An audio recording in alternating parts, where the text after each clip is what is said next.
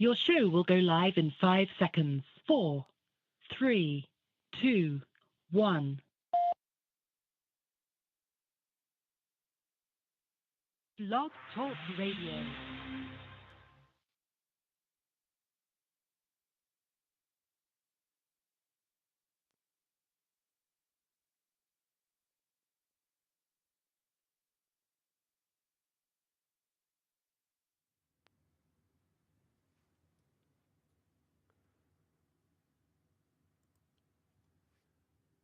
Good evening, ladies and gentlemen. Welcome to the show. This is Trucking with Authority. I am your host, Kenny Long. For the next hour, consider me your navigator on your journey to success. We can talk about anything on the show tonight, from getting started in the industry as a driver, getting your own authority, buying your first truck, leasing to a carrier, changing carriers, getting ready to file your taxes. You name it, this is the show for you. Phone lines are open. Dial number at the bottom of the screen, 917-889-9924. It is January 16th, 2018. We're recording live and streaming on Facebook, on the Trucking with Authority group and page, also streaming on the Trucking with Authority YouTube channel. Check us out there. You can find us and join in the conversation, ask your questions or comments, and keep the discussion going long after the show wraps up for the night. Looks like we have several callers on. Elizabeth is on the road today. She will not be screening calls, so I will be taking the calls by the area code first. So when you hear the area code called out, I will be bringing you on the air. So dial the number at the bottom of the screen, 917-889-9924.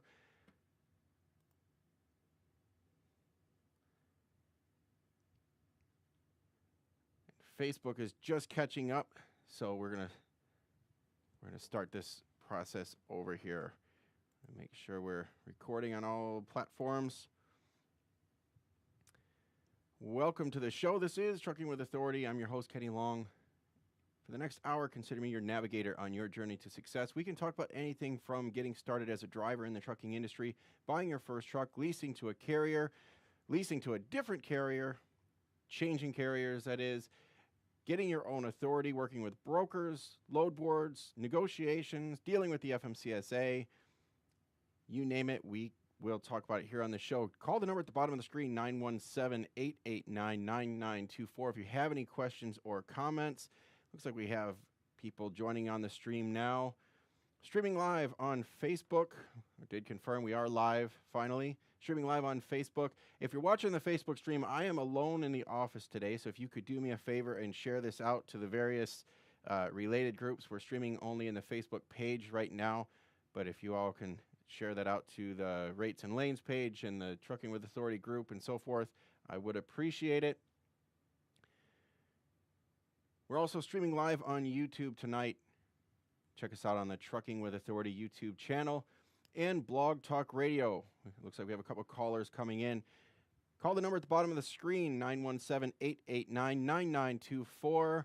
This week we will start streaming again. The recorded shows will start going out Thursday nights on LNJ Radio. Check it out at lnjradio.com or download the TuneIn app and find the LNJ channel.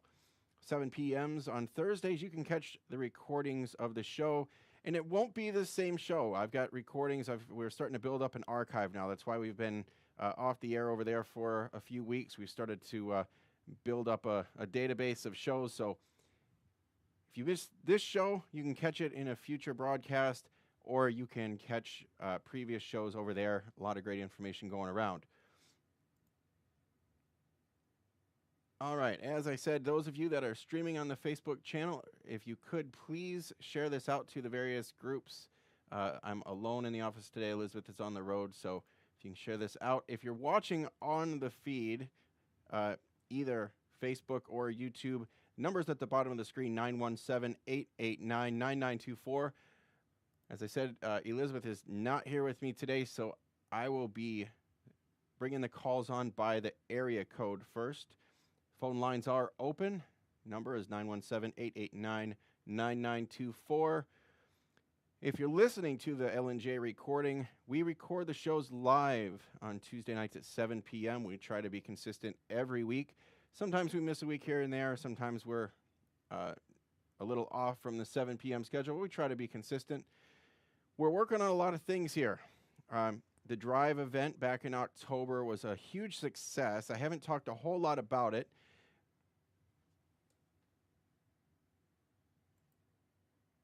And I'm trying to, pardon me, I'm trying to make sure that everything's up and streaming at the same time.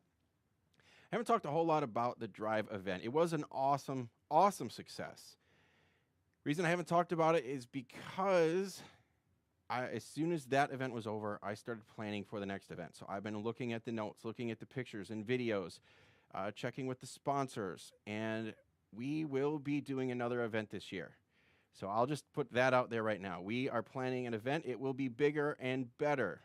I'm already looking at new opportunities, new ways to present the material. I actually have some pretty awesome stuff, new material that I did not share in October, and I think will knock your socks off.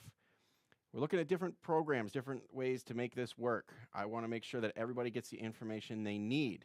So that being said, we're still in the planning phases of this. I don't even have the venue booked yet because we're looking at new ways to make the venue even better. So if you have any comments about how we could make the event better, if you have been to any industry events, whether it's trucking industry or any other trade show type events, what is it that you liked about those events? And how can we bring that to you for the trucking industry? I want to make sure that new drivers have what they need to succeed. I want to make sure that owner-operators have what they need to be to build the best relationship they can with the carrier they're leased to. I want to make sure that brokers know how to deal with carriers. That's a big thing right now. Brokers are struggling. I think that they really dropped the ball and they're struggling to deal with carriers right now. I want to make sure that carriers, if you have your own authority, or if you're an owner-operator or even a driver getting ready to get your own authority, I want to make sure you have all of that information. So I'm putting together some programs for all of the above. I'll be presenting some of that stuff as well, but I want to know what you guys want. I know what I can provide. I know what I can give you, but I want to make sure that I answer your questions. So check us out, Trucking with Authority Facebook groups. We can start some discussions over there. Let's talk about that. And in the near future, I'll be making some big announcements on that event. I'm also going to tell you that I'm working on other events. The You Drive You company that I started is not just trucking specific. It is business specific. It is for all businesses. So I'm looking for motivated entrepreneurs. Now, obviously, my background has always been in trucking, but business is business. And I have other businesses running outside of the trucking industry. I've gained a lot of knowledge there as well. In a few months, at the end of April, beginning of May, we have another event here in St. Petersburg, Florida, called Focus on Entrepreneurs. Elizabeth and I are in the planning phases of that one as well. We're partnered with another company, Focus on Business Owners.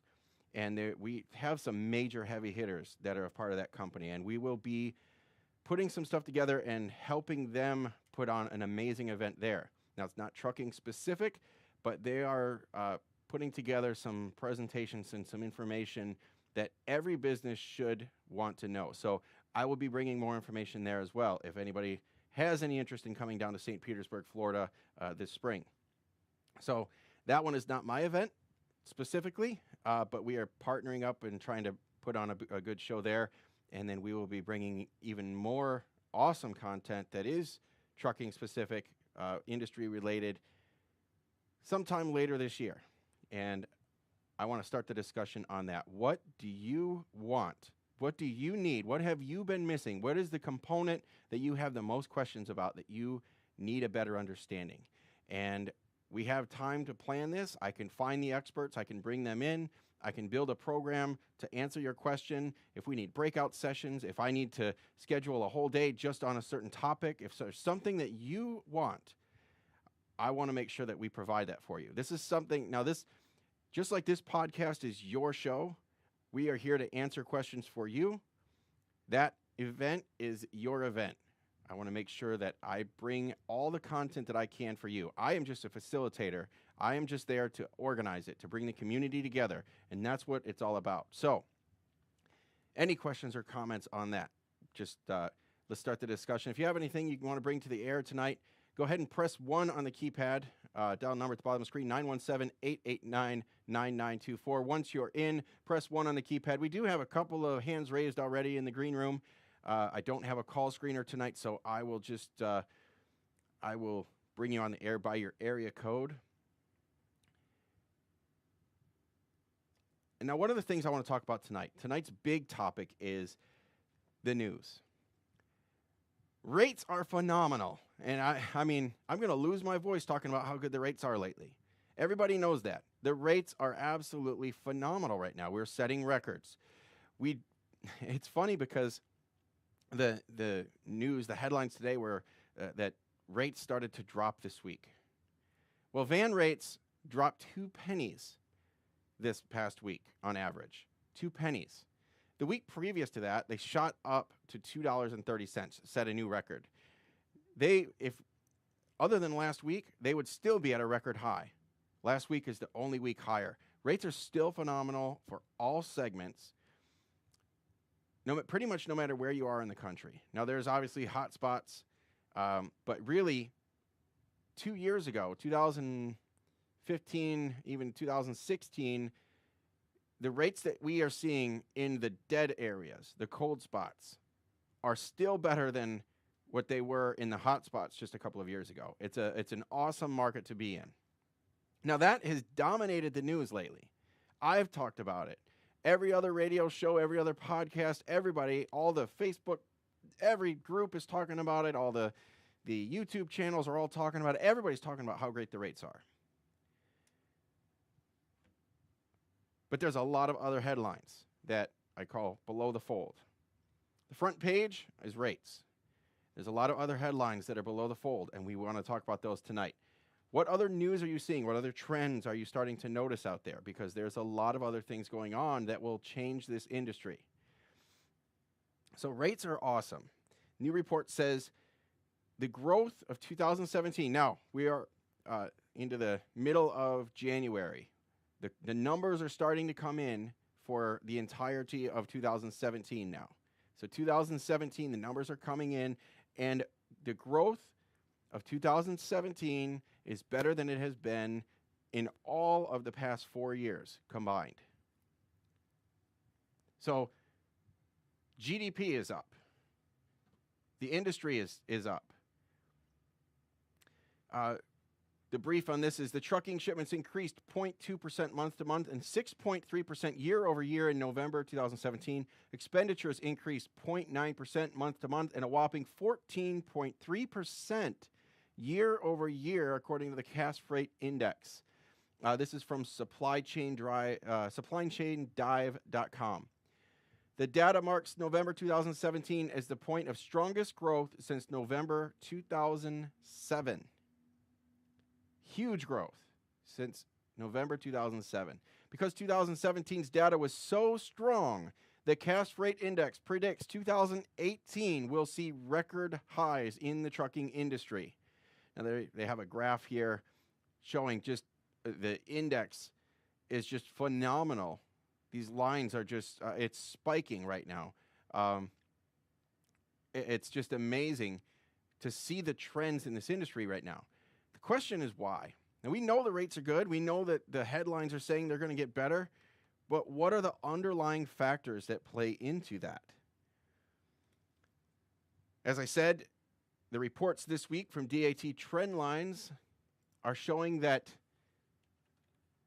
rates have dropped slightly this past week, just a couple of pennies. Still at record highs, excluding last week. Vans last week, now they went from the last week of 2017, so the week of Christmas, the averages for vans only were $2.11 nationwide. Spiked all the way up to $2.30, 19-cent spike there week over week. That is huge.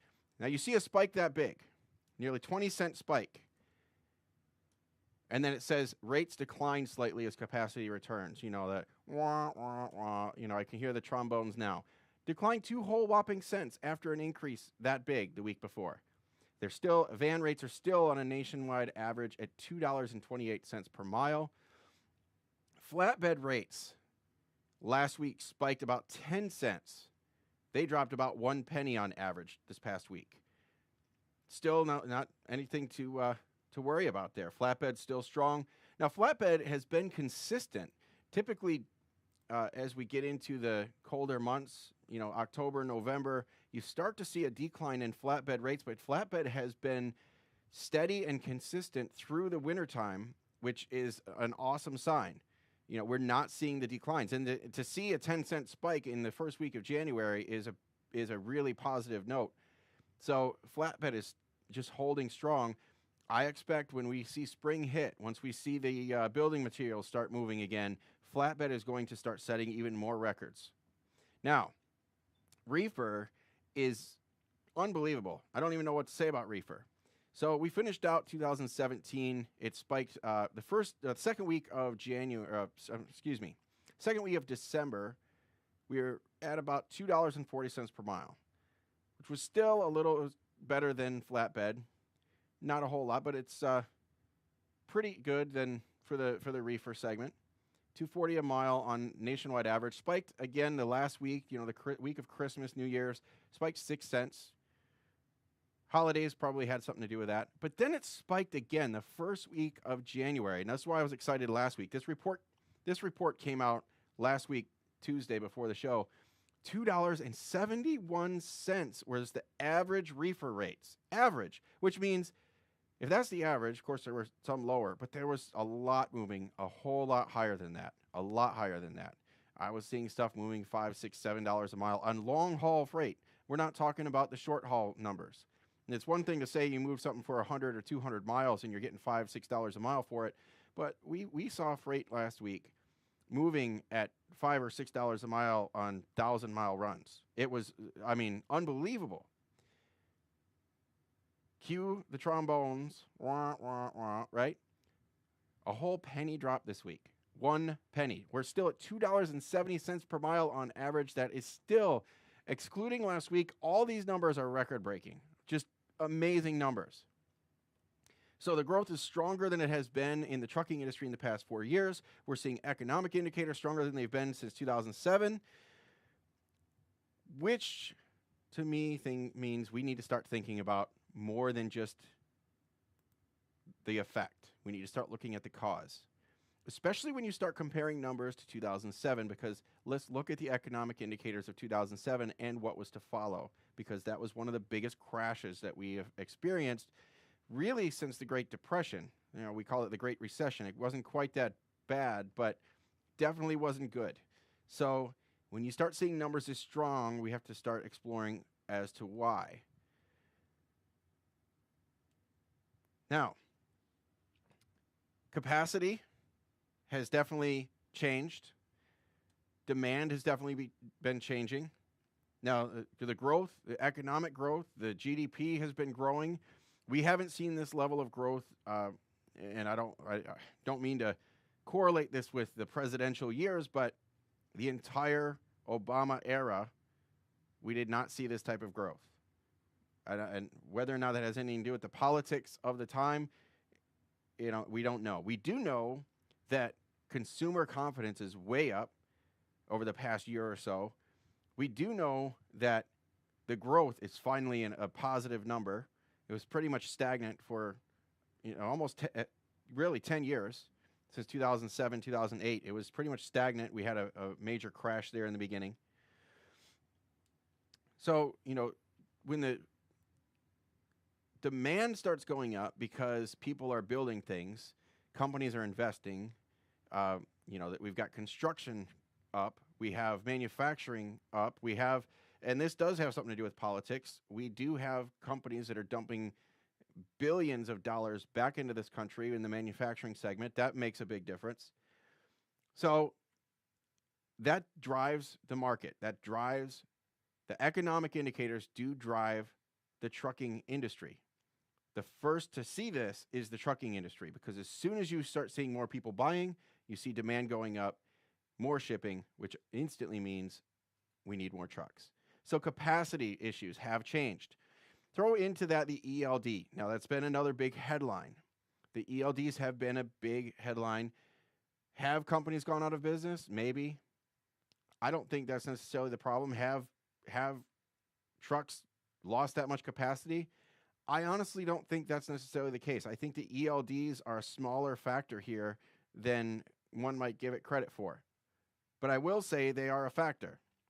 We have a couple calls on the line. Let me jump to these phone calls. We'll come back to this topic. Go to the 336 area code. Welcome to the show. 336. Hello, how are you, Kenny?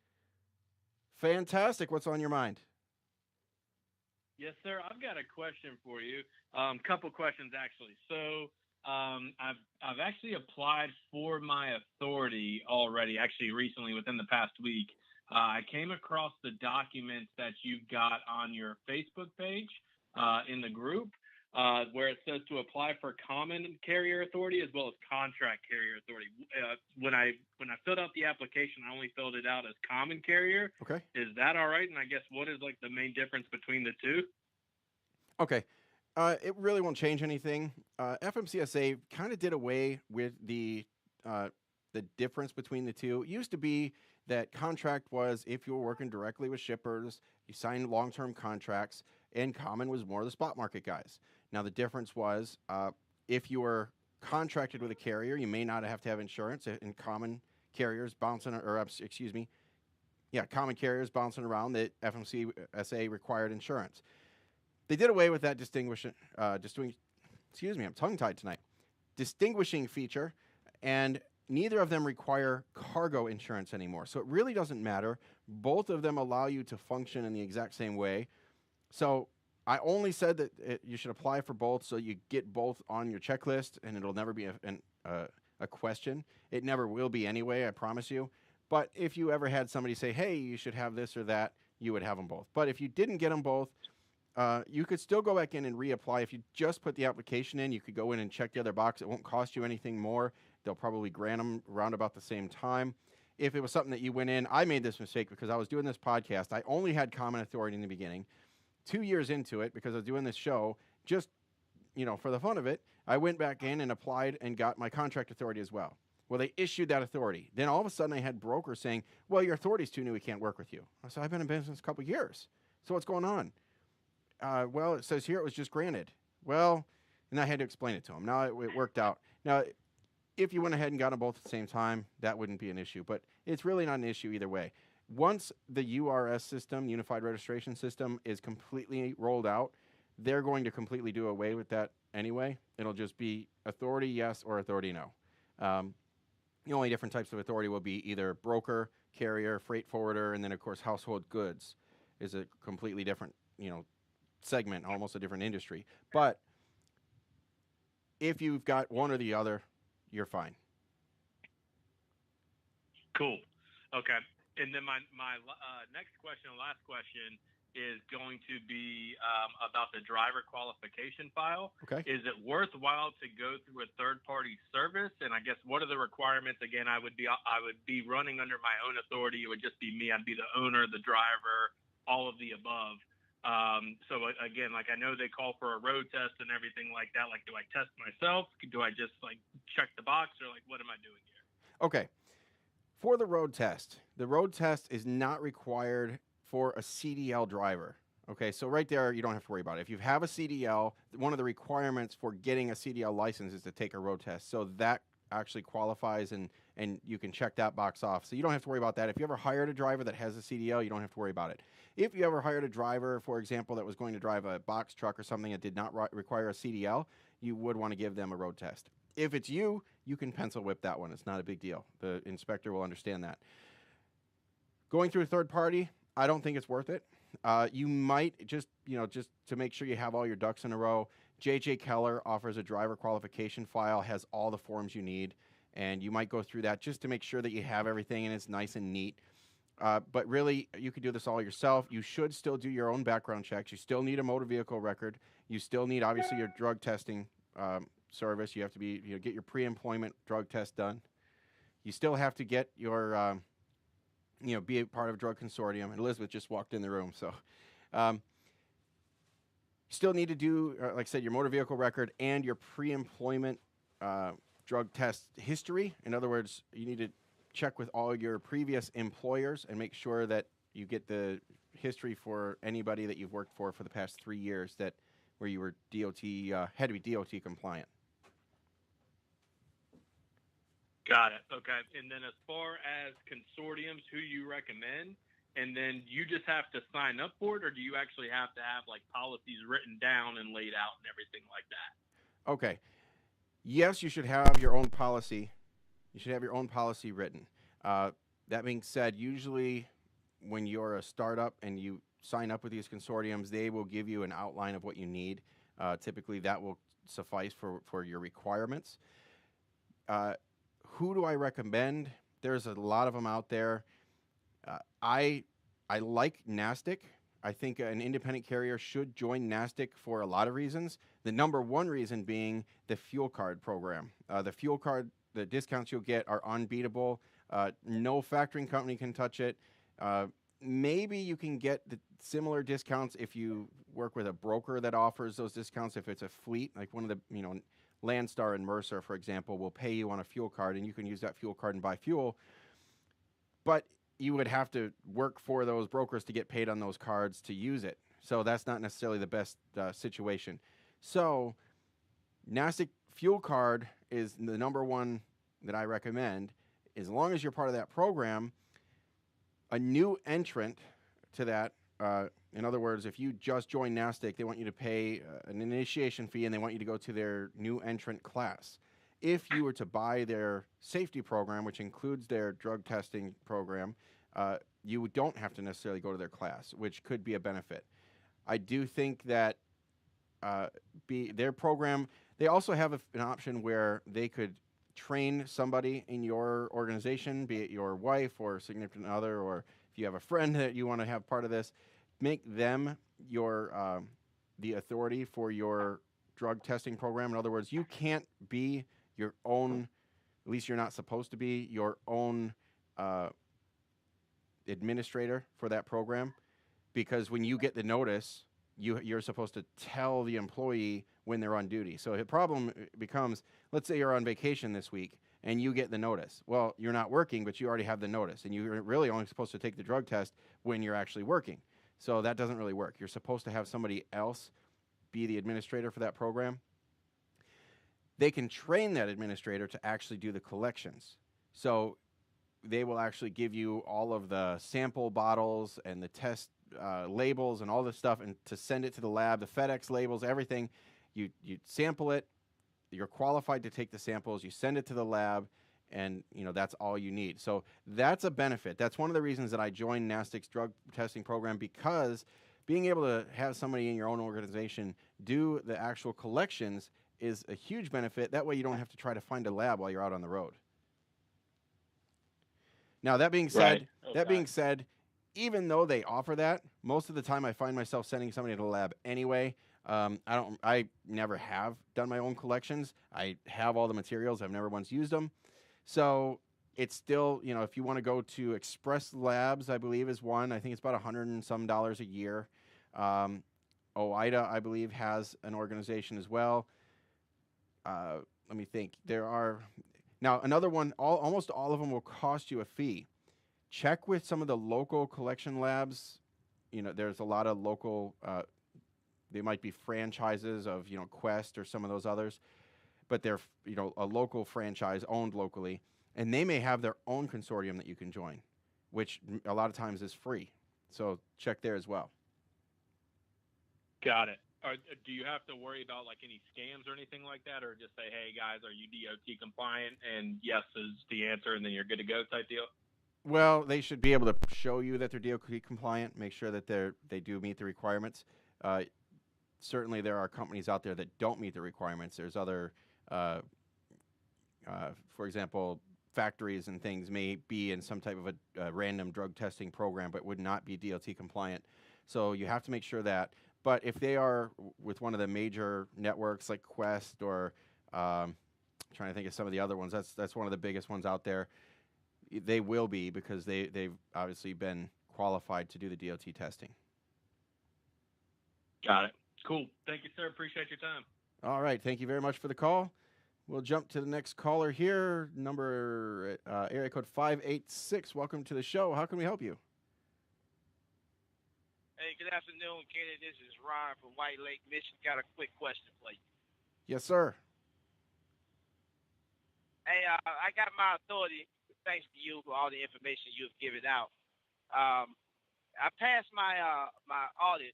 Okay. How many audits do they do on you when you first start out? I've only had the business since November, and I passed the audit that they gave me. And how many audits do they give you? That initial safety audit, hopefully, as long as you don't raise any red flags and your number doesn't come up, it may be the only one you ever get in the entire career. They may give you a random one at some point, but that initial safety audit, there should only be one. Most people that I've talked to, go 5 to 10 years before they get audited again, unless there's something that raises a red flag. If you have too high of an accident rate or too many out of service records, stuff like that. As long as you keep your nose clean, and unless there's some reason you'd come up on some random selection, you may never ever get audited again.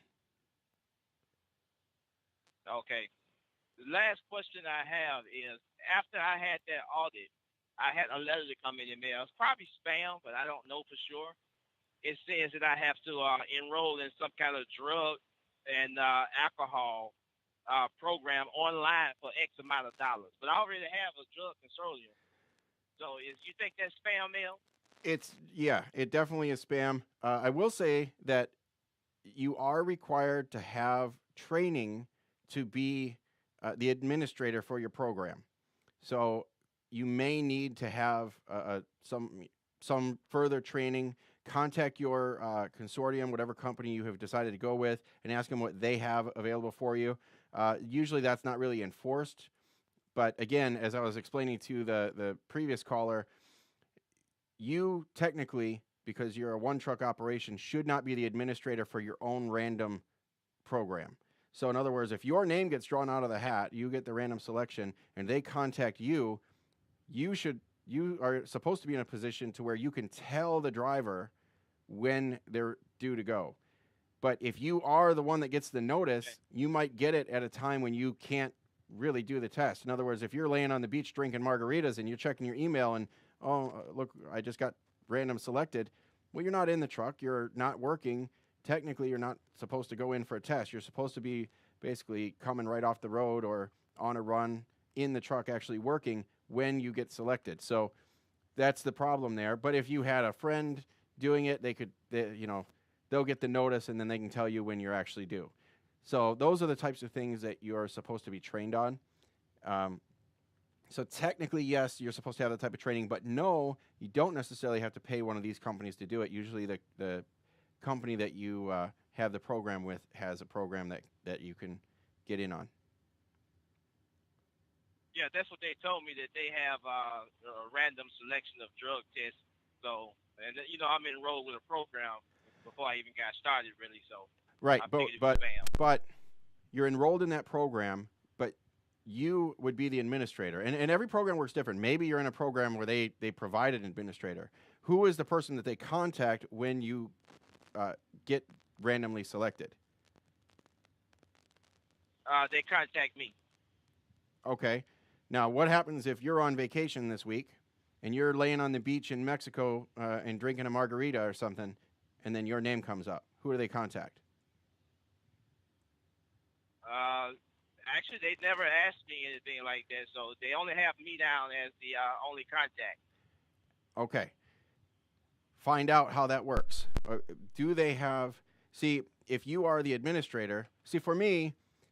my wife and I are both the administrator for the program. So if we get called, now if I get selected, they tell her. If she gets selected, they tell me. But if any of our drivers get selected, they can tell either one of us, but we don't tell them until it's the legal time. In other words, they're supposed to either just finish a shift or be on the road, actually be driving. Because when when you're not driving, you could be 3 sheets to the wind. It wouldn't be illegal, right? You could be drunk. Exactly. Obviously, you should not be doing drugs. But if you were and you're not driving, technically you're not in violation of those rules. So as long as when you get behind the wheel again, you're all cleaned up, right? But somebody has to be able to tell you when your name comes up. You see what I mean?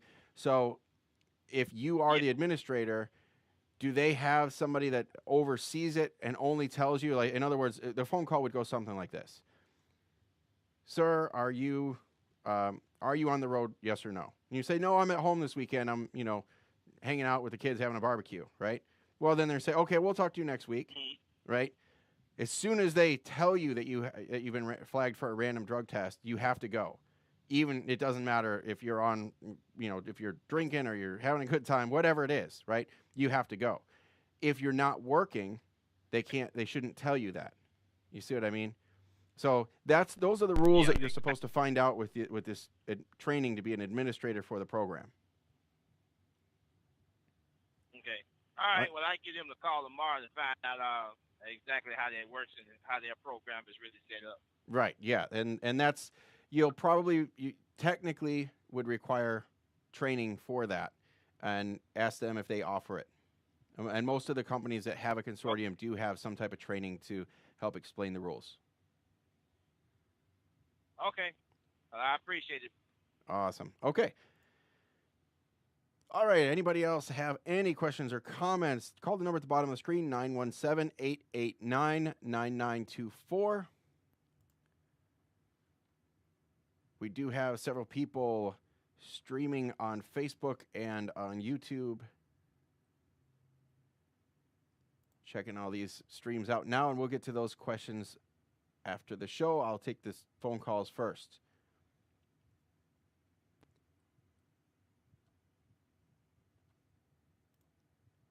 All right.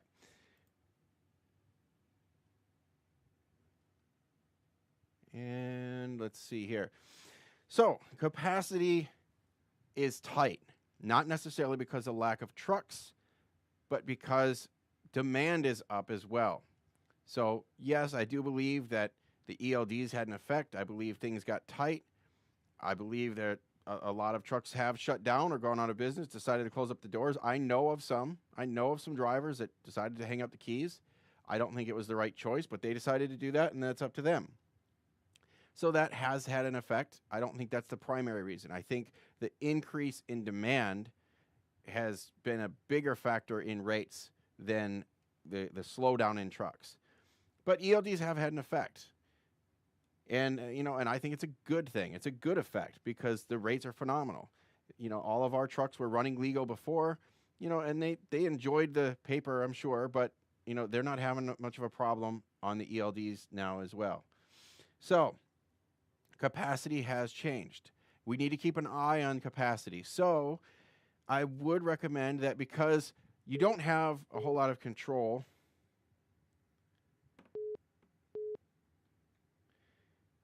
And I have one of my drivers calling me now, so sorry about that.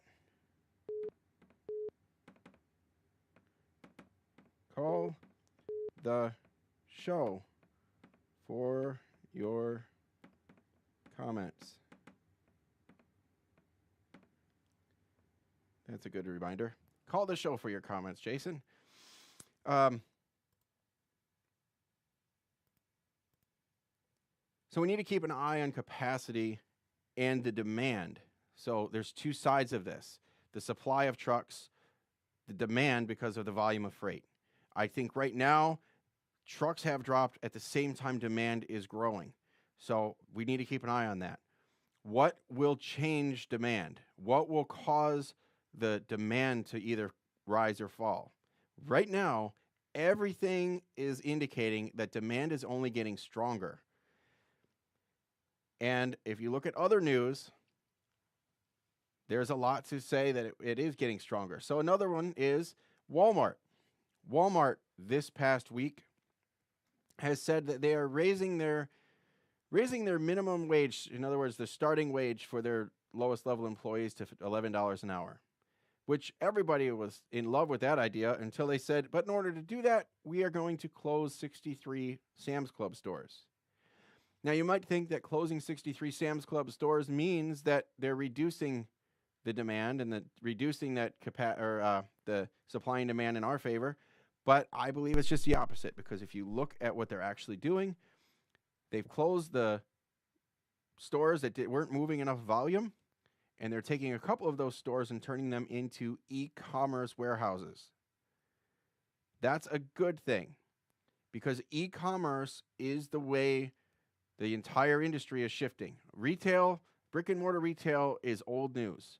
If you look at Macy's stores, Macy's department stores, worldwide are the biggest brick and mortar store in the world. They have also decided to close some of their stores. Everything is shifting to e-commerce. Meanwhile, while Macy's, I believe, laid off 5,000 employees this past year, I didn't get the exact numbers on the number of layoffs from the 63 Walmart stores, probably a few thousand. Amazon continues to build huge, expansive warehouses across the country and around the world. Last year, Amazon alone added 75,000 jobs. So it's just a shift in the industry, not in the trucking industry, a shift in the market. So if you look at back in the turn of the century in the 1900s, you had these manufacturers that were employing a lot of people making, those buggies for the horses to pull around. Henry Ford came along and made those cars awful popular. So all of a sudden, the horseless carriage ran those other companies out of business. But if you look around the automotive industry for nearly about a full century now, the automotive industry has been one of the number one industries in the world. But back in the day, it was sad to see some of those carriage companies go out of business while all of those employees went to work for the automotive factories. I think we're seeing the same thing here. We are seeing some of these brick and mortar stores close, and yes, they are losing some jobs. But in their place, thousands of new jobs are popping up as these e-commerce warehouses are coming online. Now, that's huge.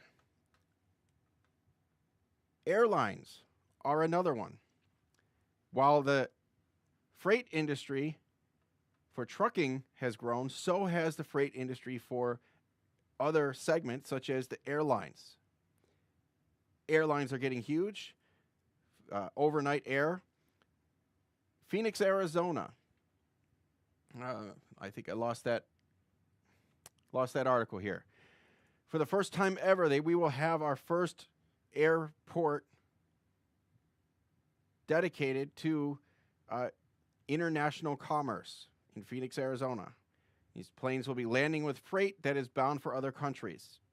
Basically, this is a port where it's all inbound shipments. The planes land, they cross-dock, they do whatever they need to do, and they're shipping all over the world out of Phoenix. That's a huge new hub. That's the first in the country. That's good news. Obviously, the airlines rely also heavily on trucks. You see companies out there like Forward Air. They move air freight shipments